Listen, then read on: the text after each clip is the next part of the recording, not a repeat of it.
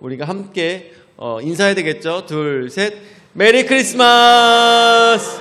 메리 크리스마스! 메리 크리스마스! 다들 너무나도 잘 오셨습니다. 오늘은 기쁘고 복된 성탄입니다. 오로지 하나님께서 이 땅을 구원하시고자 예수 그리스도를 우리에게 보내신 복된 날입니다. 오늘 하나님 말씀을 볼 때 제목은 여호와의 열심이라는 제목으로 말씀을 보도록 하겠습니다. 며칠 전에 우리 교회 분들과 함께 간증을 봤어요. 이 간증은 봄이라고 아시나 모르겠는데 예전에 개그 콘서트에서 나왔던 한 개그 우먼이었어요. 그리고 또 아시는 분은 또 아실지 모르겠지만 미스터 선샤인이라는 드라마에서 여자 주인공에게 김태리에게 영어를 가르쳐 주던 한국 사람, 러브는 사랑입니다 라고 가르쳐 줬던 그 여자가 결혼을 했습니다. 신앙인이었어요. 결혼을 해서 잘 지내고 있었고 아기도 갖게 되었습니다. 그래서 이 아이를 열심히 키우면서 신앙생활도 열심히 하고 있었어요. 언제나 기쁜 일만 있기를 바라는 것은 누구나 간절히 원하는 일입니다. 그런데 어느 날 자기 아기가 15개월 된 아기가 몸에서 열이 나는 거예요. 그래서 얘를 어떻게 할까 생각하다가 병원에서 처방받은 해열제를 먹였어요. 그랬더니 열이 오르던 것이 떨어졌습니다. 그리고 난 다음에 주일날 아침에 이제 교회를 가려고 하는데 아기가 또 열이 올라오는 거예요. 얼굴이 불그스름해지는 거예요. 그래서 엄마가 안 되겠다 싶어가지고 이제 같이 교회 가는 언니한테 얘기를 했습니다. 언니, 나 지금 애가 몸에 열이 나서 아무래도 오늘 교회 못 가고 얘를 데리고 병원에 가봐야 될 것 같다 얘기를 한 거예요. 그래서 이 아이를 데리고선 엄마가 보미 씨가 아이를 데리고 병원을 갔습니다.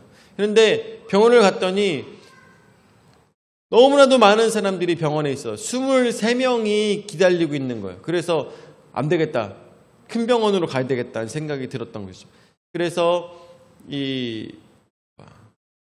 자기 아는 사람한테 부탁을 해가지고 이 차를 빌려서 타고 가고 있었습니다. 근데 차를 타고 가고 있는데 애가 계속 열이 나는 상황에서 차를 타고 가고 있는데 갑자기 애가 몸을 부르르 막 떨기 시작하다가 갑자기 몸을 축 하고 떨어뜨리는 거예요.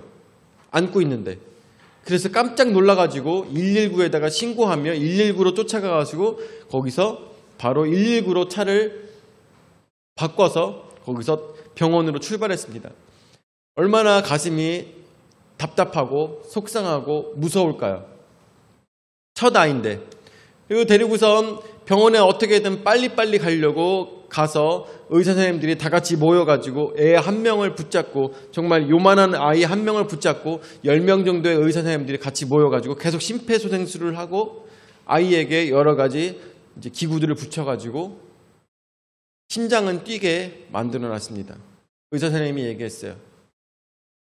보통 같았으면 어른 같았으면 포기했을 텐데 어린 아이라서 어떻게든 우리가 한번 심장은 뛰게는 만들었습니다. 그런데 알 수가 없어요.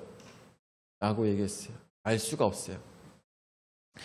열심히 기도했습니다. 열심히 기도하고 어떻게 하면 이 아이가 살 수 있을까를 고민하며 너무나도 속상한 마음에 계속 진짜 타는 마음으로 이 아이를 위해서 기도했습니다. 근데 너무나도 안타깝게도 결국에는 이 호흡기를 떼어버릴 수밖에 없었습니다. 15개월 아이를 둔 엄마의 마음은 그 간증을 하면서도 계속 눈물을 흘릴 수밖에 없었어요. 그 간증을 하면서 아이가 죽었다는 이야기를 하면서 눈물을 흘릴 수밖에 없었습니다. 우리 준결이가 지금 8개월이죠. 8개월인데 이 아이는 15개월이었어요. 얼마나 그야말로 눈에 넣어도 안 아플 만큼 그런 기쁘고 즐거움의 근원 같은 그런 아이였을까. 이름도 시몬이었어요. 너무나도 착한 아이고 보채지 않는 아이여서 아플 때도 엄마에게 보채지 않고 그냥 열만 나는 그런 상황이었기 때문에 일의 심각성을 잘 깨닫지 못했던 것이죠. 어쨌든 간에 그 아이의 호흡기를 땜으로 인해서 결국 그 아이는 하나님 곁으로 가게 됐습니다. 그러면서 이 엄마는 이 모든 일이 끝나고 난 다음에 남편한테 전화했어요. 남편은 야구 선수였거든요. 그래서 축구 선수인가요? 네. 축구 선수였어요. 그래서 축구 선수인 남편에게 전화를 해가지고 우리 시몬이 죽었다라고 이야기를 해주고 집에 갔더니 이 아이가 쓰던 섬유유연제 냄새가 확 풍겨오는 거예요.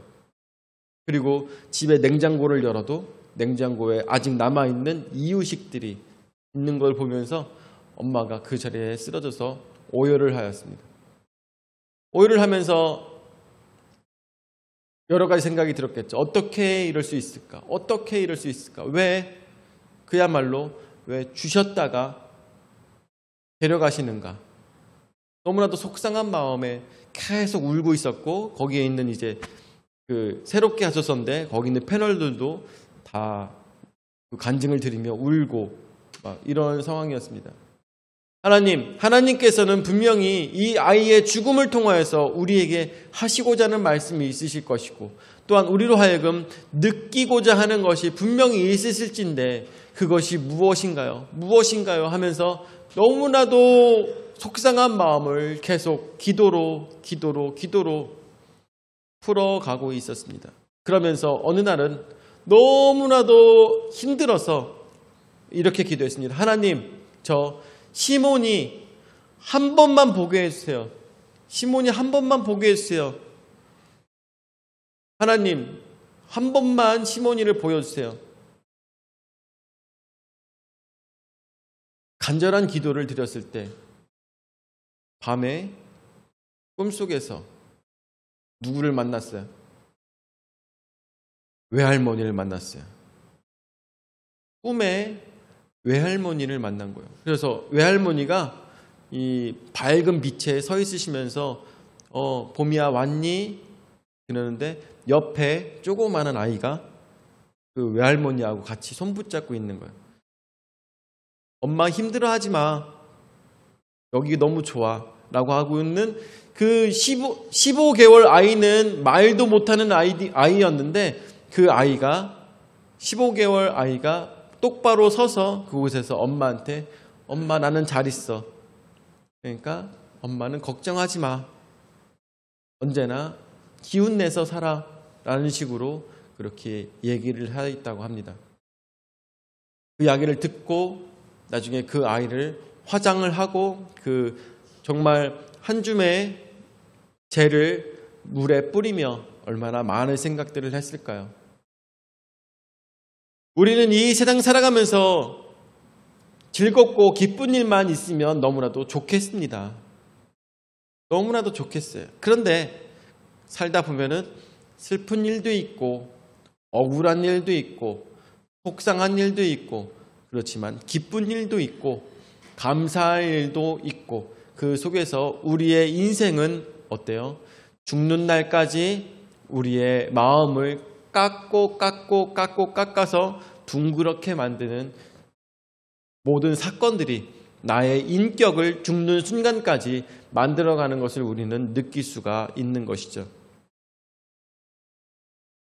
저는 여러분들에게 말씀을 드리고 싶은 것은 오늘 하나님 말씀 이사야서 9장의 말씀을 통하여서 우리 인생에 있어서 하나뿐인 희망은 무엇일까에 대해서 생각해 보았으면 좋겠습니다. 이 보미 씨는요, 이제부터 어떠한 마음을 가지고 신앙생활 하겠습니까?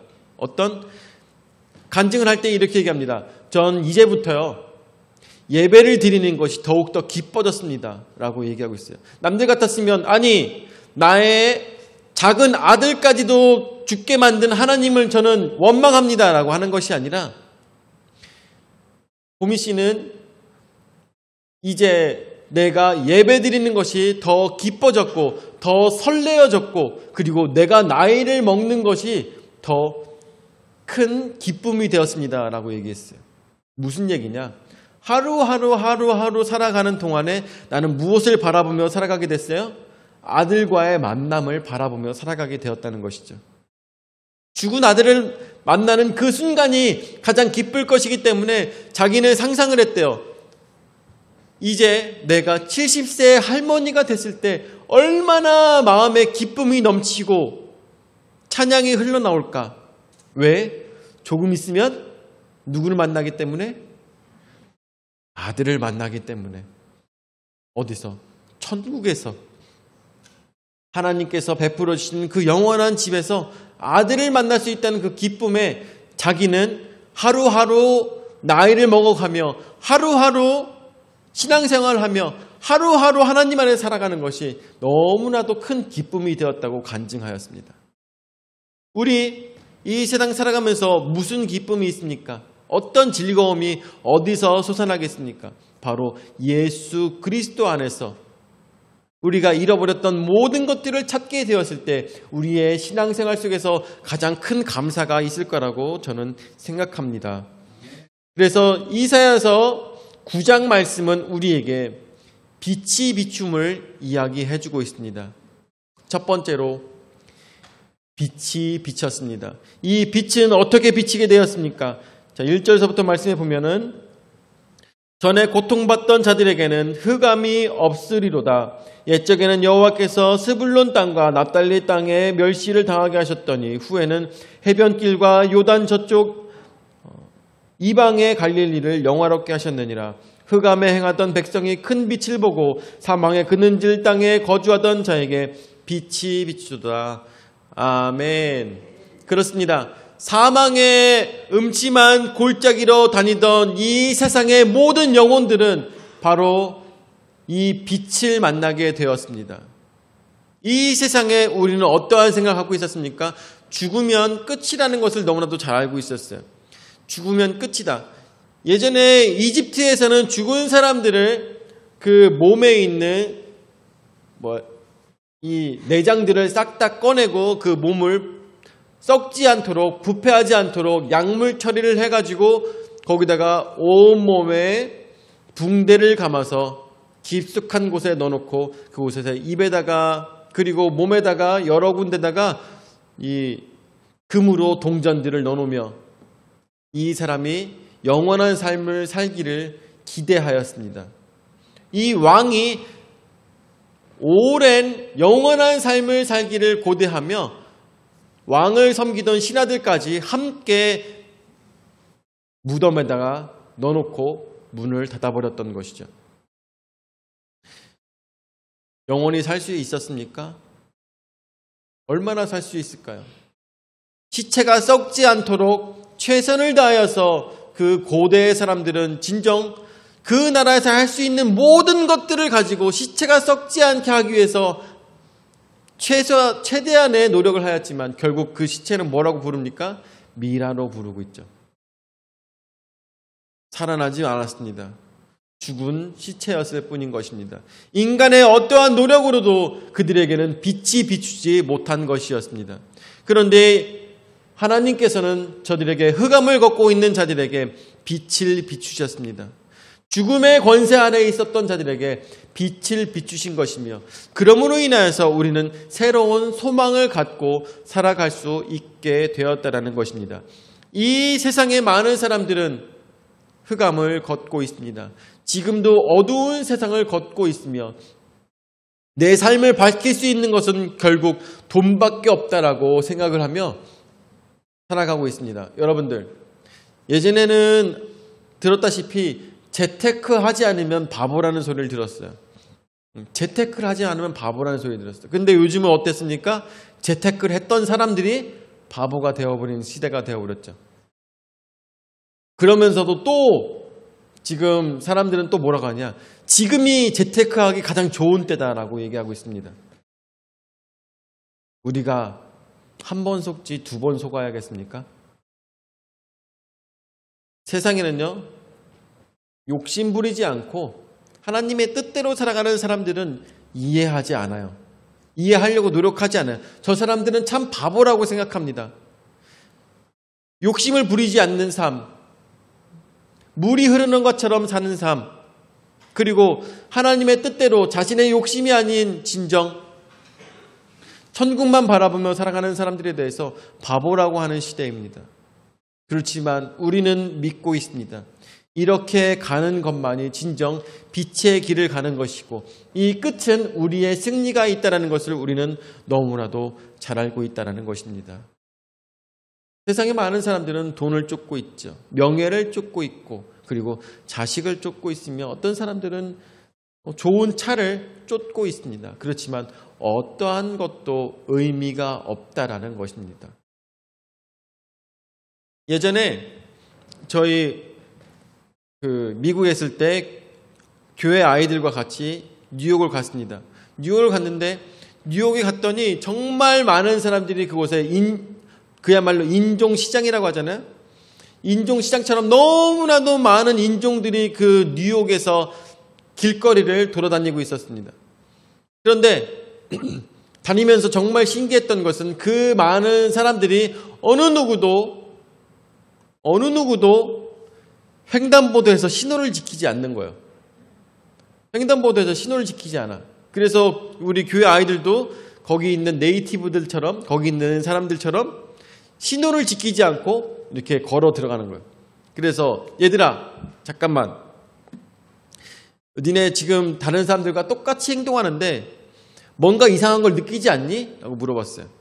뭔가 이상한 걸 느끼지 않니? 그랬더니 애들이 괜찮은데요? 문제 없는데요? 라고 하더라고요. 그래서 얘기했습니다.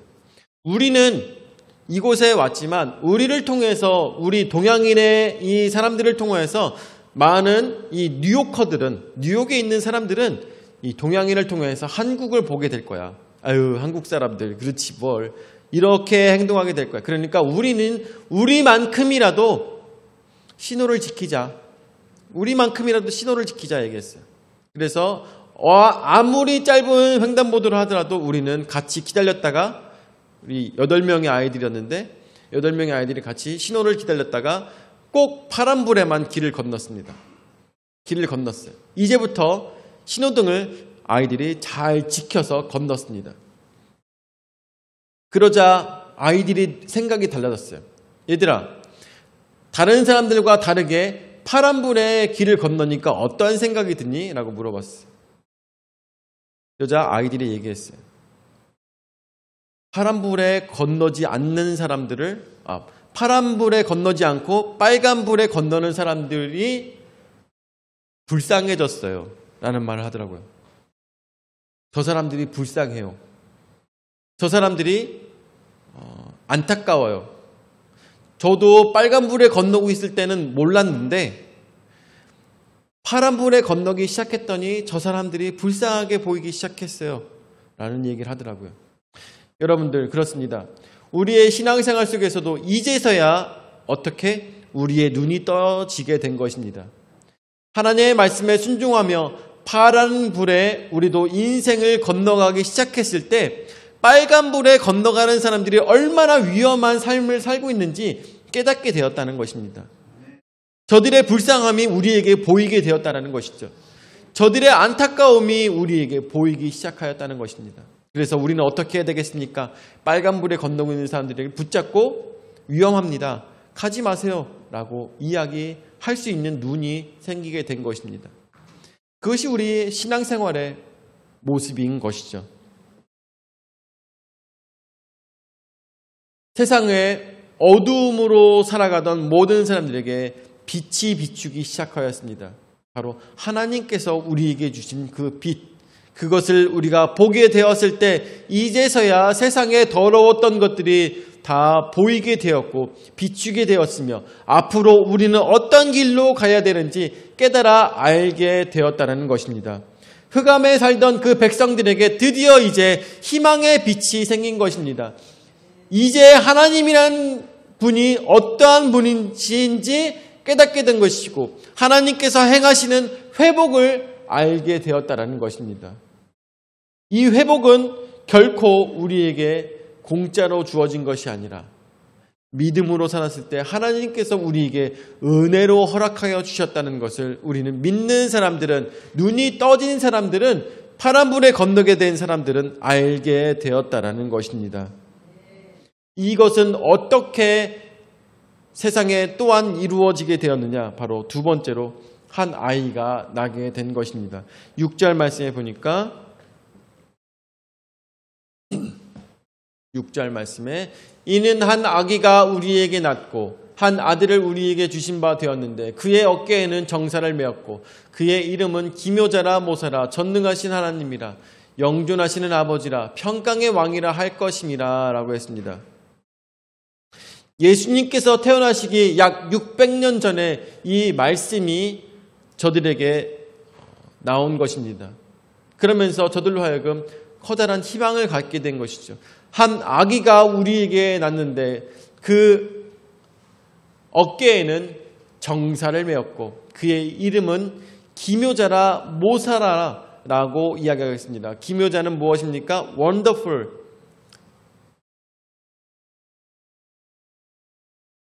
한국말로 뭐예요? 놀라운 분이에요. 놀라운 분. 기묘자라 모사라. 모사라는 카운셀러입니다. 우리의 이야기를 들어주시며 우리로 하여금 기쁜 일로 이끌어주시는 분이십니다. 전능하신 하나님이라. 그 아기는 누구라고요? 전능하신 하나님이다라고 이야기하고 있습니다. 그 아기는 전능하신 하나님 본체이시며 뿐만 아니라 영존하시는 아버지라. 그리고 평강의 왕이라고 일컬음을 받으시는 분이 한 아기로서 우리에게 오신다는 것입니다. 이사야서의 말씀을 통해서 우리가 생각해야 될 것은 결국 하나님, 그 하나님 본체가 우리에게 아기로서 태어난다는 것을 우리는 깨달아 알아야 될 것입니다. 왜 오시는 것입니까? 왜 우리에게 빛을 비추시기 위해서 이 땅에 오시는 것입니다. 이것이 어떻게 해서 가능한 것이냐? 바로 세 번째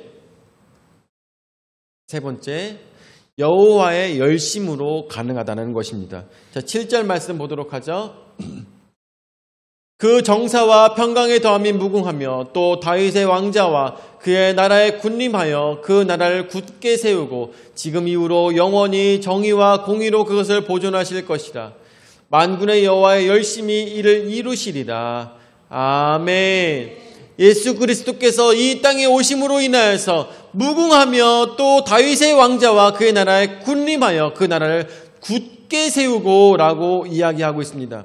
어제 말씀을 드린 것처럼 어떠한 나라를 세우신다고 하였습니까? 어떠한 자들을 주님께서 사랑하시고 어떠한 자들을 일으키신다고 했습니까? 바로 요셉의 집에 거하는 자들이라고 했습니다. 요셉의 집에 거하는 자들은 누구라고 했습니까? 요셉의 집이 지금 어디 있어요? 이스라엘에 있어요? 아닙니다. 요셉의 집은 천국에 있습니다. 이스라엘에 하나님께서 하나님의 이름을 부르며 예배드리는 모든 자들을 모으시며 그 나라를 영원하고 무궁하게 만드신다고 여러분들에게 말씀을 드렸습니다.